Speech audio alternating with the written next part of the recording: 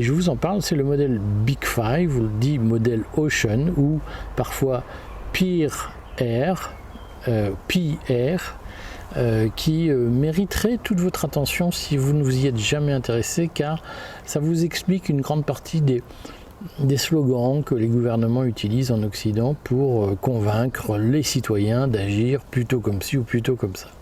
Aujourd'hui, donc, je vais vous expliquer comment le Covid a permis d'inventer l'Homo normatus en remplacement de l'Homo festivus que Philippe Muret, le grand philosophe, le grand pamphlétaire Philippe Muret, français des années 90, avait d'une façon ou d'une autre identifié et décrit dans ses remarquables éditoriaux, dans ses ouvrages divers et variés, dans ses essais notamment.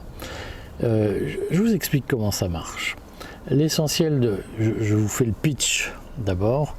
L'essentiel de ce fonctionnement repose sur ce qu'on appelle le social proof, la preuve sociale, qu'on pourrait appeler aussi le conformisme social, c'est-à-dire l'obsession d'un certain nombre de gens de se situer dans la majorité plutôt que dans la minorité. On a besoin d'être avec tout le monde, de se dire mais tout le monde pense comme nous. La majorité des gens pensent que nous sommes très nombreux. Alors je vais vous faire les gimmicks que les trolls que je lis dans les commentaires ressortent régulièrement. Nous sommes très nombreux ici à penser que majoritairement nous pensons que.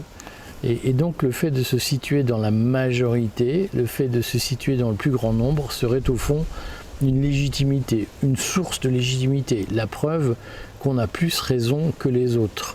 Et que au fond, ceux qui sont minoritaires, eh bien, ils sont suspects parce qu'ils ne pensent pas vraiment comme les autres et qu'on ne peut pas vraiment leur faire confiance. Voilà. Nous sommes 90% à penser que 1 plus 1 égale 3 et donc quand vous nous dites que 1 plus 1 égale 2, vous êtes suspect, en tout cas vous appartenez aux 10% de la population qui pense que 1 plus 1 égale 2 et nous pensons que la vérité se décide par un vote à main levée.